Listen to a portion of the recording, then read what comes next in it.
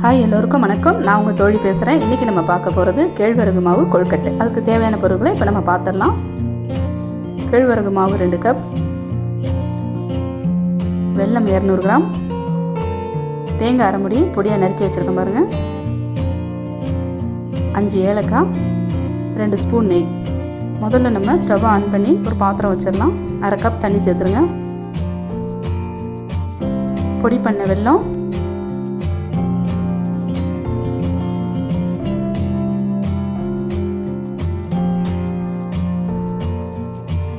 இடிச்ச ஏலக்காயை சேர்த்து நல்லா கொதி வரட்டும். அது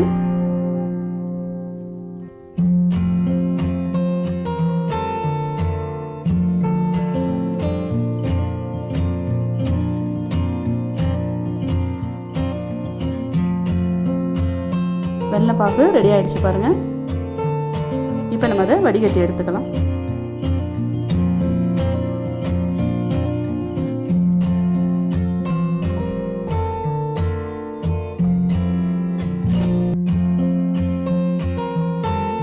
இப்போ கொழுக்கட்டை மாவு ரெடி பண்ணிடலாம். ஒரு பவுலில் கேழ்வரகு மாவு, 2 ஸ்பூன் நெய்,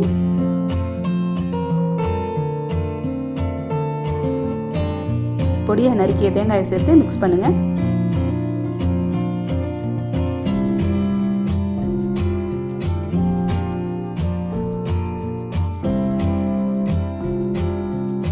இப்போ நம்ம ரெடி பண்ணி வச்ச வெள்ளைப்பாகை கொஞ்சம் கொஞ்சமாக சேர்த்து நல்லா கிளறி விடலாம்.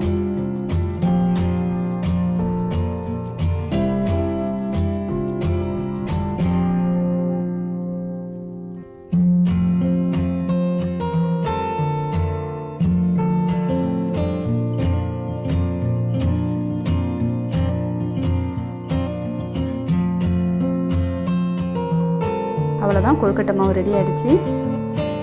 இப்போது ஸ்டவ் ஆன் பண்ணி இட்லி பாத்திரம் வச்சுருவோம். அது மேலே வாழை இலையை வச்சுருங்க. இந்த சைஸுக்கு உருண்டை பிடிச்சி வச்சா போதும்.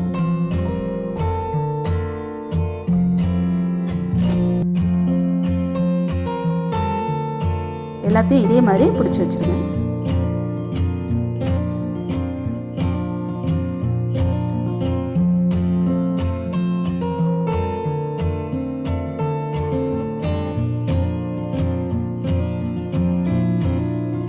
இது ஒரு 15 நிமிஷம் வேகணும். மேலே வாழை இலை போட்டு நம்ம மூடி வச்சிடலாம்.